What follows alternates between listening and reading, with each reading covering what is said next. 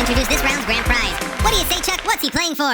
It's a brand new car! This car comes complete with 4 air-filled tires, 4 whole complete doors, and a steering wheel. He'll also get this one-of-a-kind quick-release spoiler, guaranteed to come flying off in traffic and ruin your day. On top of that, it comes with the latest in ventilated carpeting.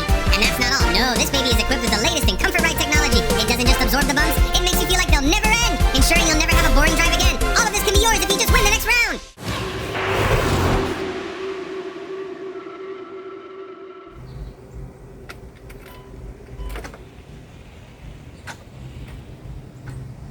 So that happened. This is our brand new, to us, free car.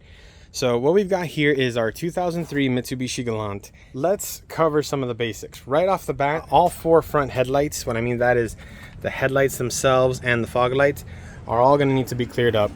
The passenger side is actually yellower than the driver's side, but they are both completely clouded over. Going around, it stops, but it's going to need brakes. Let's call it a week, maybe.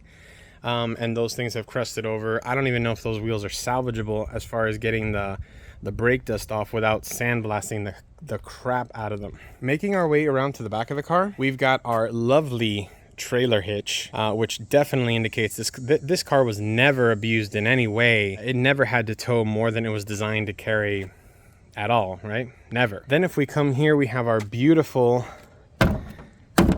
detachable quick release, however you want to call it, spoiler. And the issues with the trunk just get better. The one cool thing is that the trunk release actually does work. I'll talk more about the key fob in a second.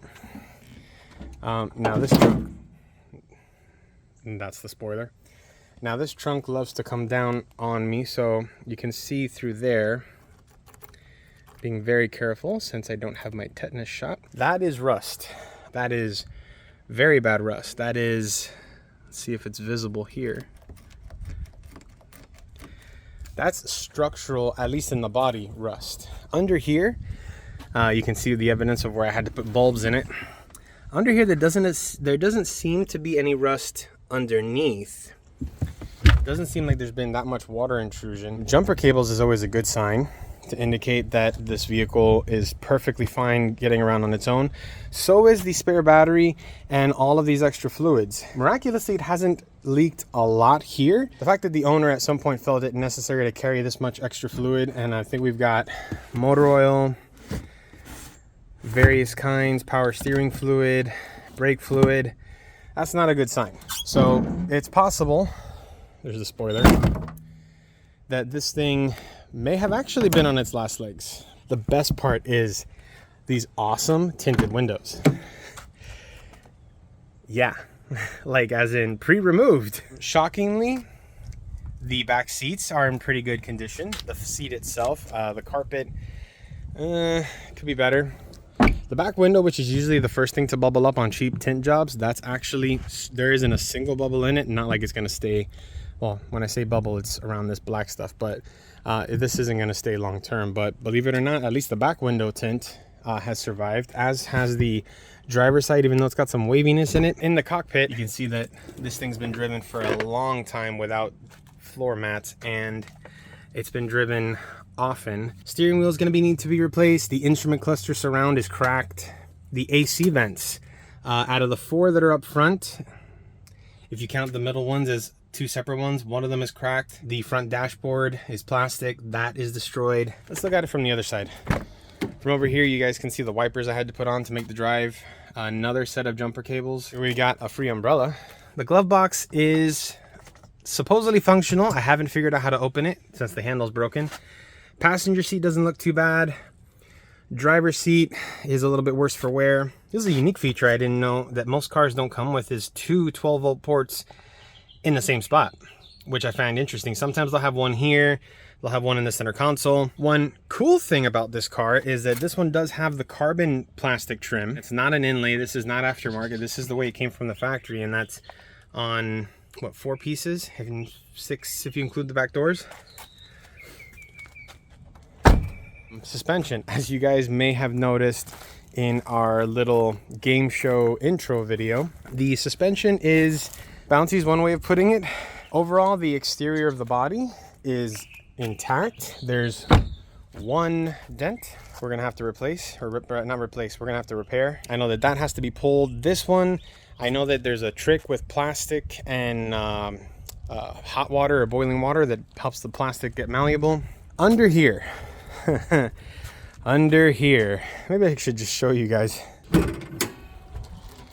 Under here is Mitsubishi's, you can't say their lamest engine. This is Mitsubishi's Chrysler derived 6G7. Now I say 6G7 because there's a lot of different generations. This is the 6G72. This is the single cam version that's actually backwards to what you would have seen in the Dodge Stealth and the Mitsubishi 3000 GT. Very, very similar structure to what you would have found in a lot of Dodge Caravans, Plymouth Voyagers, stuff like that. Built for torque. This thing has 195 horsepower when it was new. And unfortunately suffers from one of the biggest issues with front wheel drive cars is there's the 3 spark plugs in the front. The 3 in the back are hidden by the intake manifold, which means that has to be removed in order to service them. And that pretty much explains why most of these never get serviced properly. Other than that, you can see the wire for the fan I had to hook up that I mentioned in the drive video, and clear evidence of oil leaks. Not massive. Not sure if it's that they've stopped. It's a dirty engine, but it's not leaking fluid onto the driveway.